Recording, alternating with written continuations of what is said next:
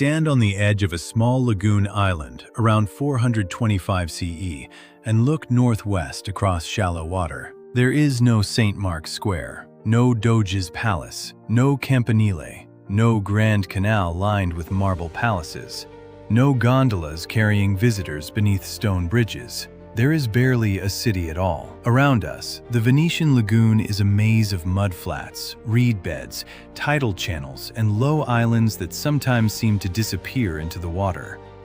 Fishermen move through narrow channels in simple boats. Families raise wooden shelters on the driest ground. On the mainland, the Roman world is breaking apart. War and invasion push people toward the lagoon, where shallow water and confusing channels offer protection. So people come. Temporary refuges become permanent settlements. Wooden piles are driven into mud. Stone is laid over timber. Churches rise. Markets grow. A political center forms around the islands of Rialto. Then something extraordinary happens. The settlement that survived because nobody wanted its swampy ground becomes rich because everybody wants access to its water. Ships leave for Constantinople, Alexandria, and the Levant. Merchants return with spices, silk, grain, metal, glass, and ideas. Venice becomes a republic, then a maritime empire. Its ships help capture Constantinople. Its arsenal builds warships on an industrial scale. Its palaces turn the Grand Canal into a display of wealth. But the water that protects Venice will also threaten it. Plague will enter on ships. Rival fleets will approach. Ottoman power will cut into Venetian trade. Napoleon will end the Republic. Austria will rule the city. A railway will connect Venice to the mainland. Tourists will replace merchants. And in 1966, water will rise so high that the city's survival becomes an international concern. For the next 16 centuries will pass across one view. This is the evolution of Venice. The future island of San Giorgio Maggiore, looking northwest across the Bacino di San Marco. The future Doge's Palace and St. Mark's waterfront will rise ahead. The mouth of the Grand Canal will open to the left. Boats will always cross the foreground. Venice is not a city that happens to contain canals. The waterways are its original streets, and the lagoon is its defense system, transport network, and connection to the wider world. Venice developed across more than 100 lagoon islands and became a major maritime power by the medieval period.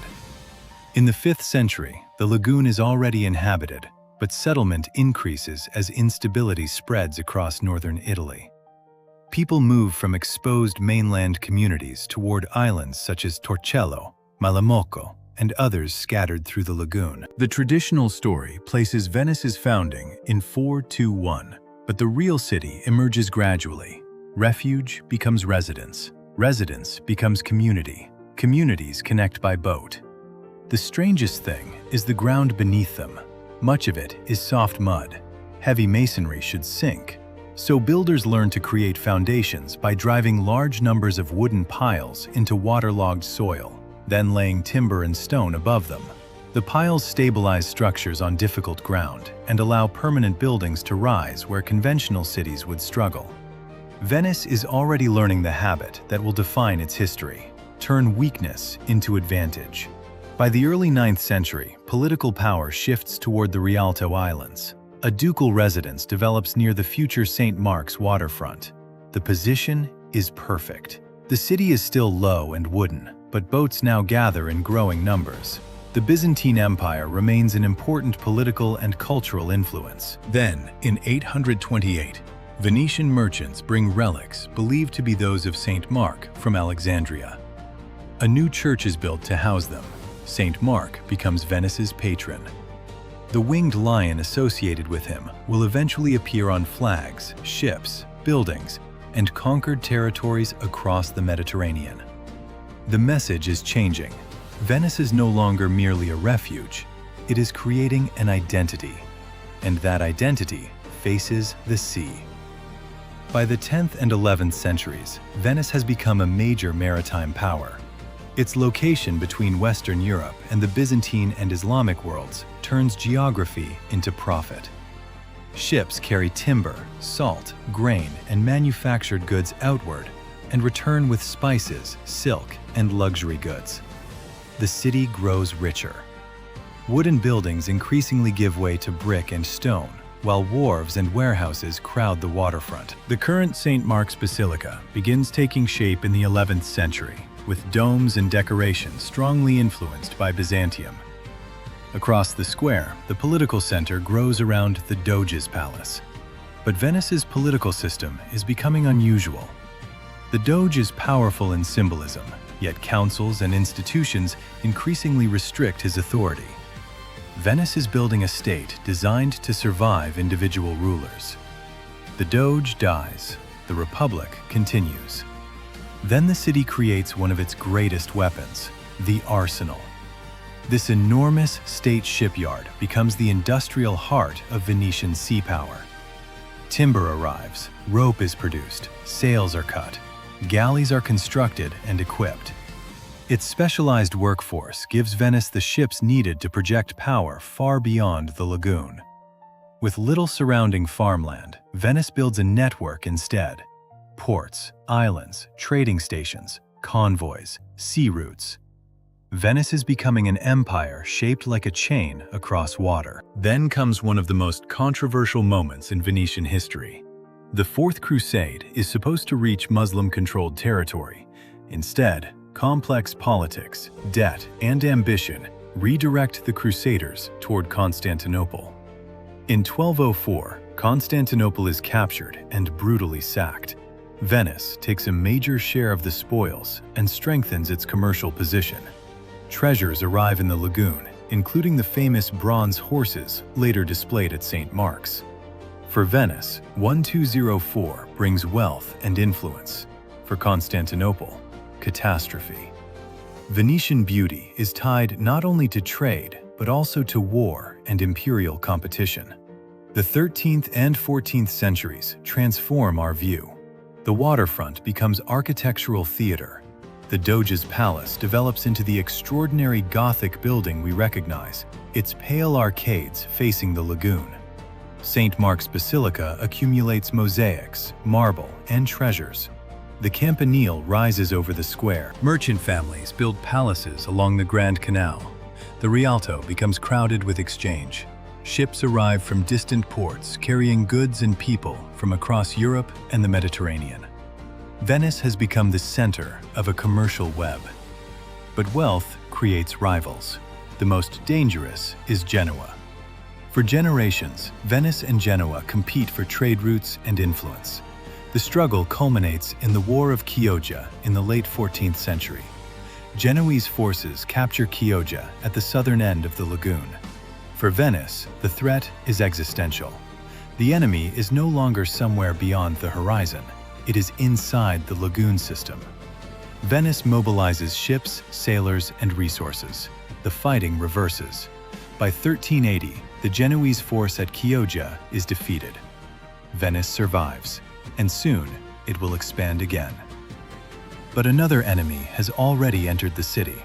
Not in armor, not under a flag, on ships. In 1348, plague reaches Venice as part of the catastrophe sweeping Europe.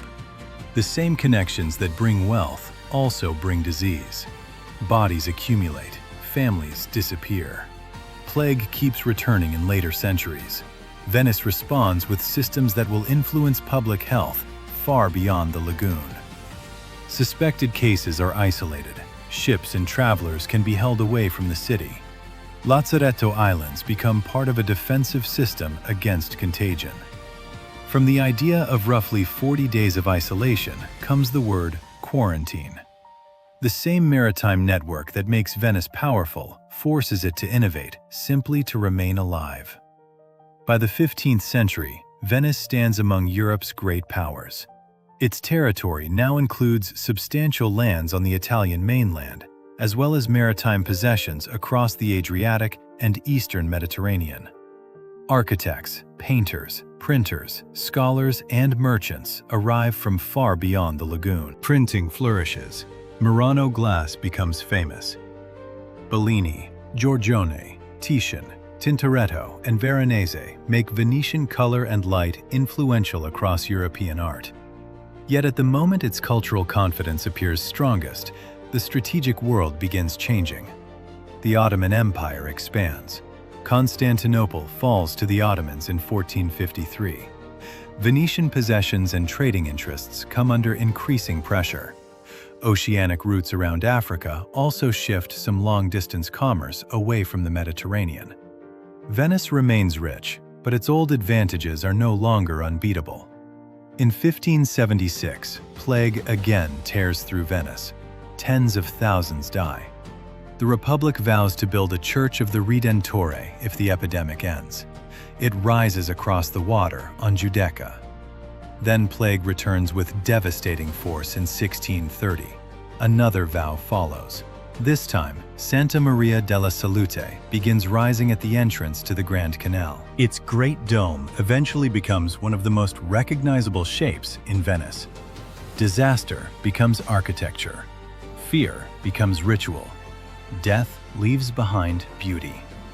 Fires also damage the Doge's palace, yet restoration preserves its familiar form. Venice repairs itself without allowing the image of the Republic to appear broken.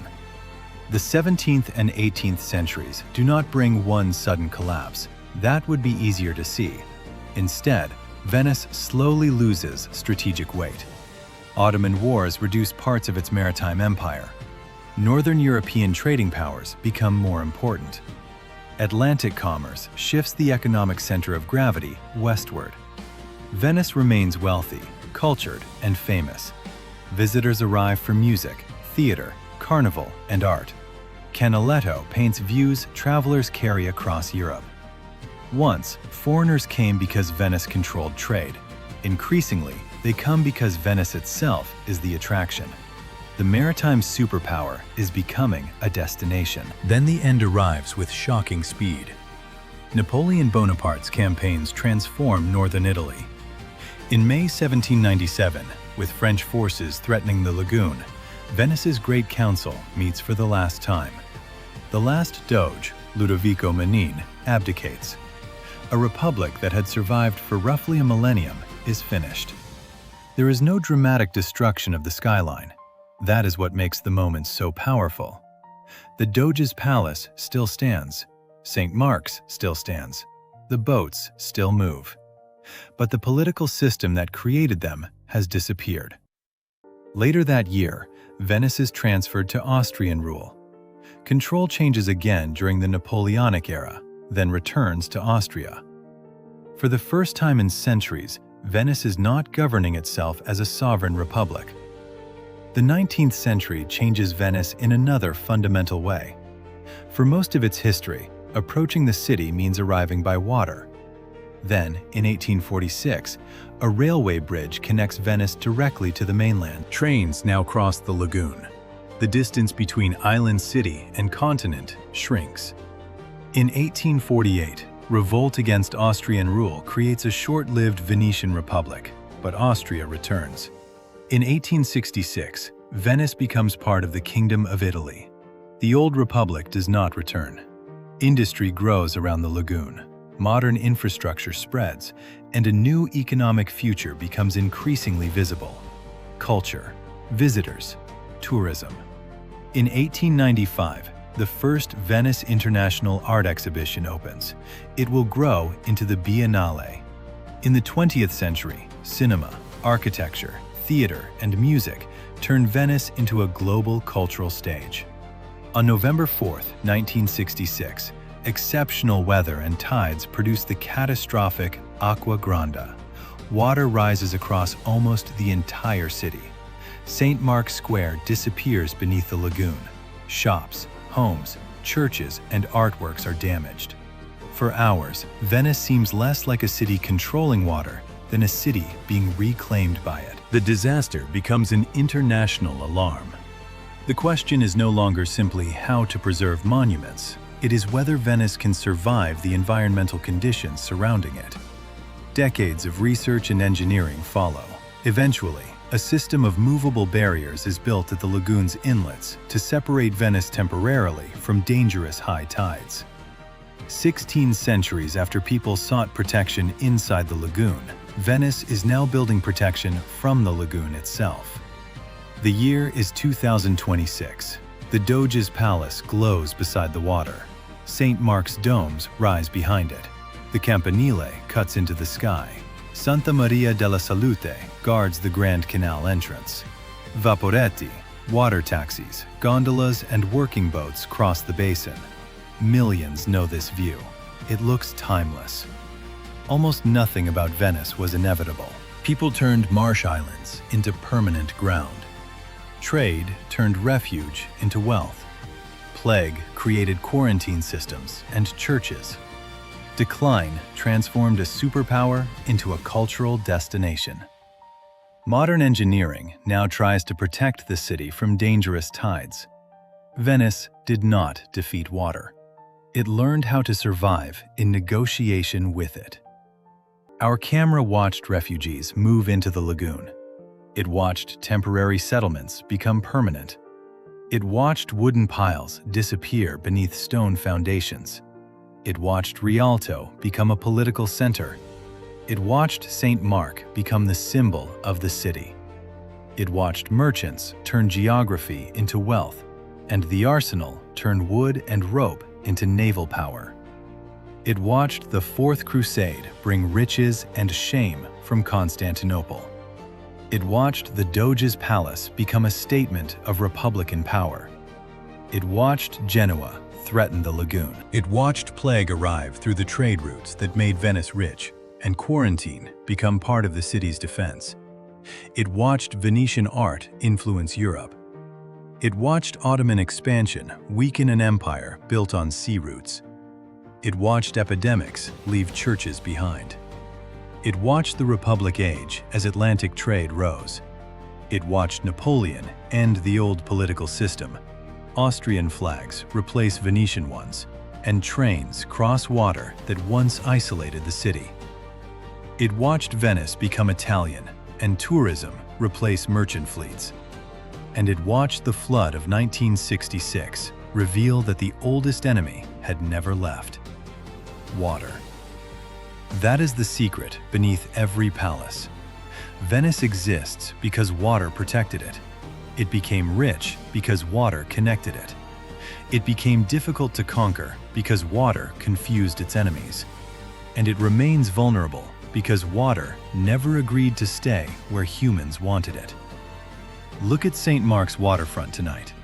The marble appears solid. The towers appear permanent, but underneath them are timber piles driven into lagoon mud by generations who refused to accept that this was an impossible place for a city.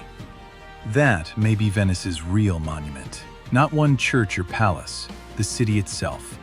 A 16th century argument that land is not always necessary if people are stubborn enough to build on water. Every version of Venice thought it had solved the lagoon. None did. The lagoon kept changing. Trade changed, empires changed, technology changed. The city adapted. And now Venice faces perhaps its most difficult version of the same ancient question. How do you preserve a city built in water when the water keeps rising? 1,600 years, one lagoon, one impossible city, and the negotiation is still continuing. Subscribe for more fixed camera journeys through the rise, destruction, and reinvention of the world's greatest cities. And tell us in the comments, which city should we watch evolve next?